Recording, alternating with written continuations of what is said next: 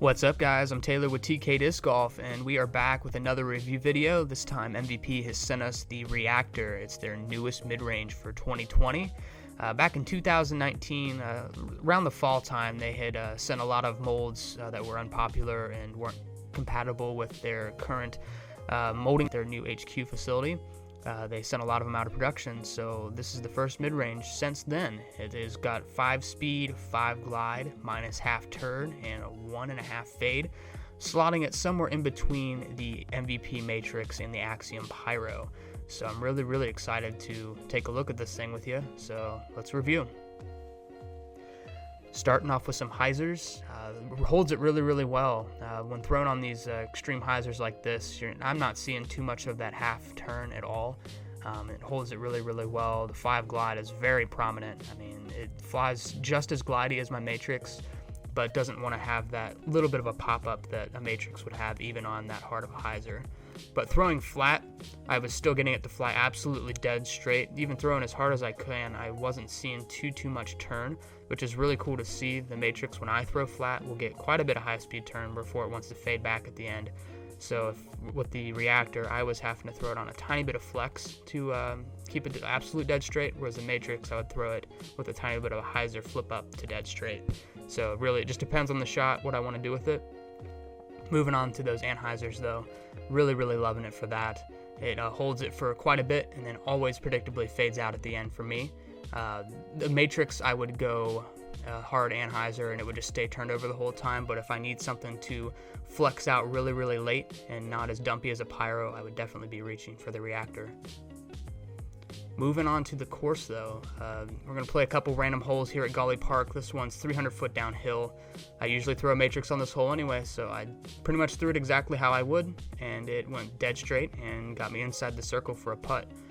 Matrix would definitely be a little bit closer to the woods before it wants to fade out. This one, it was my first throw of the day on the course, so I wasn't sure how much flex to put it on for myself, but like I said, got me inside the circle for a putt.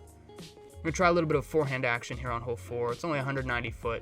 I really like Pyros for forehands. My forehand form has got a little bit of off-axis torque in it, so I really need some overstability in my mid-ranges to keep my forehand form really smooth.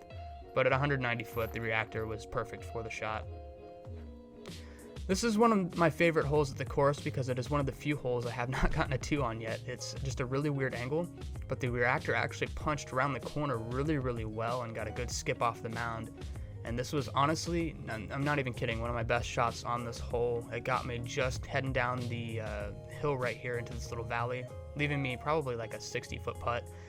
Obviously, I didn't quite give it enough of a run and wanted to throw the little flick at it just to see if it would go in, and didn't commit. But like I said, it was one of my best drives on this hole, so I might have to start experimenting with the Reactor on that hole. Hole 8 is 250 foot, and I usually throw a Pyro, and the Pyro, the issue I have with it is if I don't commit to the power level, it wants to fade out early and into the woods, whereas this one, I threw it like 75% power on a hyzer, and it just had the natural speed, glide, and fade to get around the corner perfectly for one of the easiest 2s I've had on that hole in a while.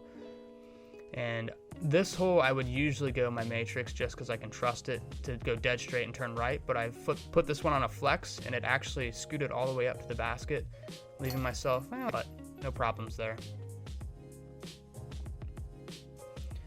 Hole 10, 250 foot. I really like this hole for an NV, but I powered down a Reactor to 50% just to show you how far wide you can throw it, and it can still fade in very nicely. At these lower speeds like that one, it definitely has a nice glidey overstable flight, and then obviously the more you power it up like this hole, you can keep it very straight for quite a while, even on the lower ceilings, and it actually has a pretty good skip up to the basket there, so it put me with an easy 2. Alrighty guys, that concludes our review video of the MVP Reactor. I hope you guys enjoyed the video, and again, thanks MVP for sending us a Reactor to check out for you. I'm not sure the exact date these are being released. I'm assuming it'll be the next newsletter coming very soon, probably the end of March if I had to guess. But again, thanks for watching, and don't forget to subscribe, it really helps us out.